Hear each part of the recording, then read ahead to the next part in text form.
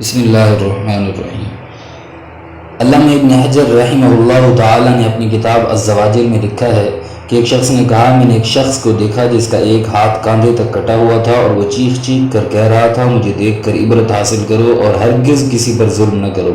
میں نے آگے بڑھ کر اس سے پوچھا، میرے بھائی تیرا کیا قصہ ہے؟ اس شخص نے جواب دیا، بھائی میرا قصہ بڑا عجیب و غریب ہے۔ دراصل میں ظلم کرنے والوں کا ساتھ دیا کرتا تھا۔ ایک دن کا ذکر ہے، میں نے ایک مچھیرے کو دیکھا جس نے کافی بڑی مچھلی پکڑ رکھی تھی۔ مچھلی مجھے پسند آئی، میں اس کے پاس پہنچا اور کہا، یہ مچھلی مجھے دے دو۔ اس نے جواب دیا، میں یہ مچھلی تمہیں نہیں دوں گا، کیونکہ اسے فروخت کر کے اس کی قیمت سے مجھے اپنے بال بچوں کا پیٹ پالنا ہے۔ میں نے اسے مارا پیٹا اور اس سے زبردستی سے مچھلی چھین لی اور اپنی راہ لی۔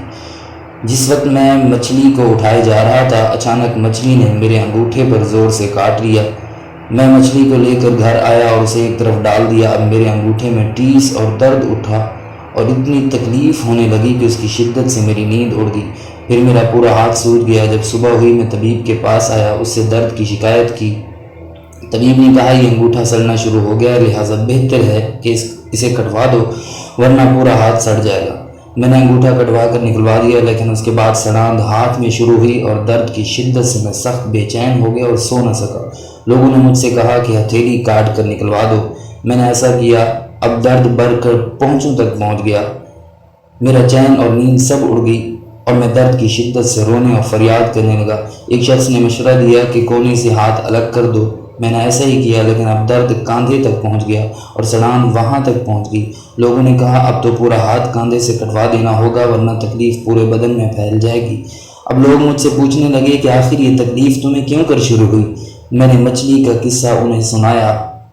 انہوں نے کہا، اگر تم ابتدا میں مچھلی والے کے پاس جا کر اس سے معافی مانگ لیتے، اسے کہہ سن کر راضی کر لیتے اور کسی صورت میں مچھلی کو اپنے لیے حلال کروا لیتے تو تمہارا ہاتھ یوں کاٹا نہ جاتا۔ اس لیے اب بھی جاؤ، اس کو ڈھونڈ کر اسے خوش کرو، ورنہ تکلیف پورے بدن میں پھیل جائے گی۔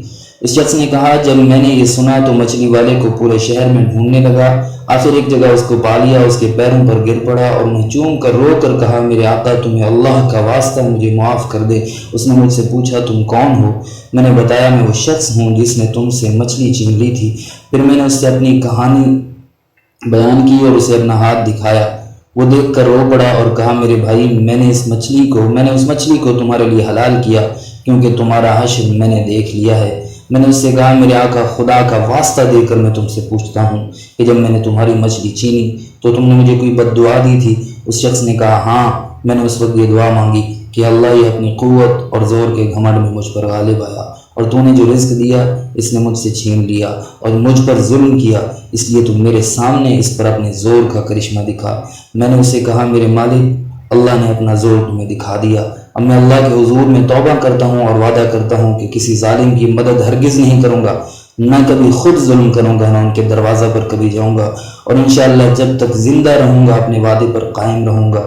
کسی شاعر نے کیا خوب کہا ہے، جب تمہیں اقتدار حاصل ہو کسی پر ہرگز ظلم نہ کرو، کیونکہ ظلم کا انجام ندامت اور شرمندگی ہے۔ تیری دونوں آنکھیں سوتی ہیں اور مظلوم جاگتا ہے اور تجھے بد دعائیں دیتا ہے، اور اللہ کی آنکھ کبھی نہیں سوتی۔ ایک دوسرے شاعر نے کہا، جب ظالم سوار ہو کر دھرتی کا سینہ رونقتا ہے، ہر کرتوت میں حد سے گزر جاتا ہے، تب تم اسے زمانے کی گردش کے حوالے کر دو، کیونکہ زمانہ اس کے سامنے وہ چیز کھول کر رکھ دے گا جو اس کے وہم و گمان میں بھی نہ ہوگی۔